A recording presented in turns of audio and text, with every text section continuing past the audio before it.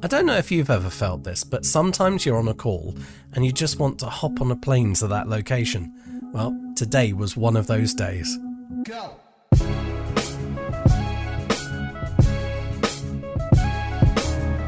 Hello, my name's Dan Gold. Welcome to Fuse, the 15-minute podcast for those who work in communication, public relations and marketing. Did you know that there is another fabulous podcast from PRCA to check out? Disability at the Table is a podcast hosted by Mark Webb that celebrates disability in the workplace. Once a month, you'll hear stories of best practice, inclusiveness and allyship in the PR and creative industries. The podcast is presented by the PRCA's Equity and Inclusion Advisory Council.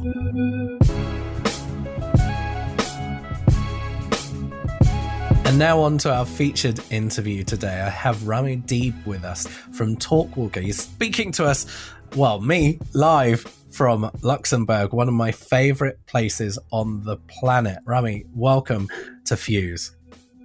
Thank you, Dan. It's a pleasure to be with you. And we should welcome you here sometime if you ever visit Luxembourg. It's the weather is a bit crazy, but I'm sure that you'll love it. For anyone who hasn't made the journey to Luxembourg, and some people might go, well, why would you go there? It's like there is culturally so much there. There's so much history. The catacombs, the bar scene is very cool. The art galleries, just everything is just so beautifully cool. And there's one of my favorite Mexican restaurants down in the center of town as well. So, Rami, on to the important things. We're talking about being customer centric. And when this came across my desk, I was very intrigued about this because as someone who's been in comms since the 90s, I've always looked at it from the point of view of understand your audience, understand the need within your audience. And maybe this is because I have a broadcast background, but unless you scratch the itch and address their need, they're not going to be interested. They're not going to care. Is there a sense that maybe people lost their way and they were just pushing lots of material as we got into this digital world, and we maybe need to rebalance it back to what are the needs of the audience and how do we know what their needs are? First of all, thanks for giving a bit of a historic context, telling me about your background in comms. Actually, you touched upon it, but not quite. So, in the early 2000s, companies and startups were mostly focused on being product driven. So they were trying to develop a lot of cool tech. They were trying to build this, ride this wave of, World Wide Web, trying to build some new solutions on these technologies. And moving forward, kind of with more data being available, these companies kind of shifted towards becoming more data driven. So you see a lot of the companies adopting a data first mindset where they're just following the data blindly, kind of adapting their strategies accordingly. And kind of that worked for a while, obviously, to acquire new customers, to attract new, to assess the competition, to gauge the market, to do all these sort of due diligence. However, nowadays we have a new contract with the customer. So brands need to rethink their social or their quote unquote contract with their consumer. Basically, the consumer nowadays have the authority and have a different set of expectations from brands. So what that really means, and it's been going for quite a while, because I know people talk about like COVID kind of shifted everything. No, it's been going for quite some time, at least for the past 5, 6, 7 years. So when we talk about customer centricity, it really is all about, believe it or not, it's all about empathy. It's all about putting yourself in their shoes.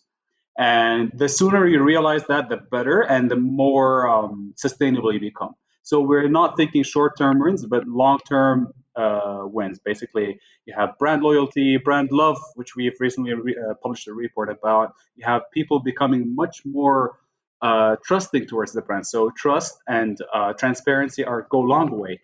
You don't want someone just to buy from you once and then forget about you. You want someone to advocate on your behalf, to become your brand ambassador, to become much more comfortable. And when I say, and going back to the point of empathy, is really understanding your customer, not just looking at at their purchase behavior or looking at their browsing behavior, but really get intelligence. So moving away from novelty metrics to a holistic intelligence framework. So whether that was through social listening, or market research, or looking at any competitor analysis, what they're doing on reviews, how they're interacting with your brand, if they have any concerns, and that is not just from a perspective of you know doing the new stuff, but also going back to the classical way of doing the focus groups. Sometimes people tend to forget that sometimes these arenas or these channels provide you with direct insights. And moving forward, once you have this information, you have all this amount of data, you applied it to artificial intelligence, and you have these processes happening. It just is crucial to design the experience around the customer centric. So, and customer centricity is not just a matter of marketing or comms. It's not a matter of limiting yourself to those aspects. It's actually on all touch points. So it could be from product development. They need to know how the customers, because when you talk to someone like who's working quality assurance or product development, the product works, but does it work for the customer? That is a very critical detail that is sometimes forgotten in the day-to-day business, and it goes on every level, like customer support, business development, on sales, because you have all these salespeople trying to adapt their pitches, but they don't particularly know how the consumer really uses it on a day-to-day basis, and that feedback cycle is ongoing and constantly shifting. So once you have these feedback going, it's like you're involving the customer at every decision being made in the company: marketing, sales, business development, everything. As you mentioned, it could be as dull as if you're working in media. It could be as them helping you choose the cover for your magazine. I don't know. I'm just giving a random example. And you see a lot of those brands that are out there. Like, for example, one of the very major global coffee shop chains. They did that brilliantly, and I always like to give that example of they gave the customer their time back. So by joining their loyalty program, you'd be getting your customized drink on time, on the go. I think you know who I'm talking about, but this is just a micro decision that is driven by the consumer, believe it or not. And it goes to airlines, it goes to any sort of industry, even cars. You'd be surprised as how these industries that you'd assume that they're done by engineers somewhere in Germany or somewhere in the US or in Japan, but actually they're being driven by the consumer. And this is where we're going to in the next few 3 to 5 years. What do we look at from terms of data points, from information that we gather, and how do we gather it? In today's real-time economy, obviously time is money.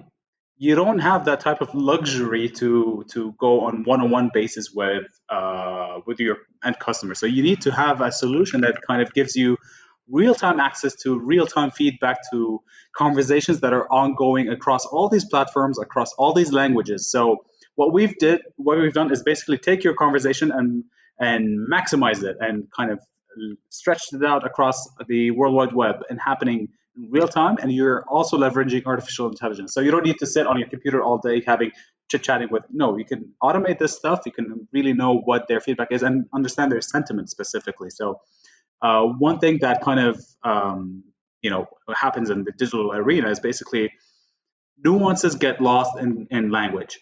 So when people talk about, for example, memes, you have a lot of these memes. Maybe they could be a good thing. Maybe they're just celebrating your product. You have a lot of these when a new product launch, like when you have a new mobile phone that is huge, for example, or some weird, funny, the internet, how it works. So this is the type of intelligence that you want to know if you're launching a hardware device or you're launching a new movie, for example. Like, you see a lot of those memes popping up, or people talking about whether or not they like the certain product they released. Add that to the fact that you are capable of reporting and kind of sharing that intelligence across your entire organization. That adds a layer of breaking down those data silos. And here I'm referring back to your example of how you as an IT person were working on this alone. But imagine what would happen if the product development side also knew that feedback, or even the bank, the Chase Bank people knew about that feedback. So it's about democratizing data. It's about getting real-time data, accurate data, and automated data, obviously. So I hope that answers your question, because I feel like people get this kind of still are scared about this type of, so because it's a bit of a shift from moving away from being a data scientist, because marketers and communications and PR people used to think about like data, data, data, but now you're thinking more like a psychologist. You're prioritizing first party data.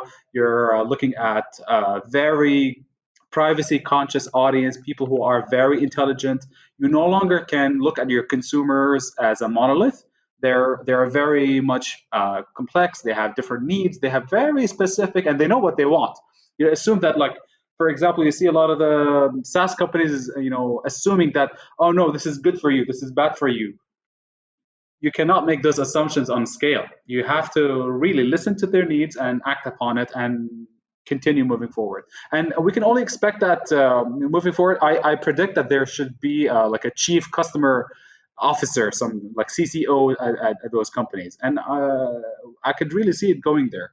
It all goes back to what type of brand image you want to portray to your consumers. So I've recently published an article about brand image, specifically about looking at differences between how Allbirds, the shoe company, it's all about sustainability. It's all about being, eco-friendly, carbon neutral, and whatnot. However, if you compare the Japanese website versus the American website, you see that the American website is more pushing the messaging of being eco-friendly, conscious, and whatnot. However, in the Japanese website, it's more positioning itself as a young brand, as a cool, hip brand. So, as you mentioned here, like obviously there's local knowledge. However, these nuances obviously need to go through a series of feedback cycles from the consumers and learning more about how and who buys your product and how they consume it. And therefore, you should be able to make small adjustments and shift accordingly. So you need to be able to kind of know exactly what you want to test and localize. So you can't really test everything and localize everything all at once. It's an ongoing process, and it's a learning curve, as you mentioned. And going back to the idea of being a psychologist, it's never a constant thing. So you might have a website that is developed for the, let's say, the German market, but different age groups have different landing pages. So if you are going, let's say, now with GDPR and privacy laws going into implementation, you're going back to first-party data. So, for example, when you push out your email marketing strategy, for the age group of above 40, you send them a certain landing page. However, for the under 21s, you get them a different landing page. So that is one way of customizing and personalizing the experience with your brand and knowing exactly, like, they're going to like this product or they might not like it, and vice versa. So it's only a matter of testing the ground and continuously adapting. So there's no one thing that you can localize and completely let it sit. And this is the way you should look at it. Customer centricity is a lively thing that that goes on with consumers. And there you go. Time is not always our friend, and I'll be fair and say it isn't today specifically on this one, Rami. Before you leave us, firstly, I'd like people to know where they could get in touch with you, and secondly, it would be remiss of me to ask for your 30-second elevator pitch of the branding that you have behind you. Tell us a bit about your platform. Yes, so Talkwalker is one of the world-leading social consumer and market intelligence platforms. We've been empowering over 2,000 brands globally to put the customer at the center of their operations. We have offices all over Frankfurt, Singapore, San Francisco, London, Milan, and New York, as well as Luxembourg, our headquarters. We take great pride in our AI-powered solutions, and we look forward to hearing from you. Actually, if you want to send me an email at r.deep@talkwalker.com, then feel free to do so. Or if you want to just request a free demo, go ahead and hit talkwalker.com, and one of our team members will be happy to support you. I wish you the very best. I hope that Luxembourg is as grand and beautiful as it ever is. And by the way, I'm not going to do a piece for Luxembourg tourism, but everybody, I mean, seriously, everybody, regardless of where you're watching or listening to this in the world, if there is one place that you need to go, it is Luxembourg. It's truly beautiful and truly fascinating. Rami, thank you so much for joining us here on Fuse. Thank you so much for having me. It's been a pleasure.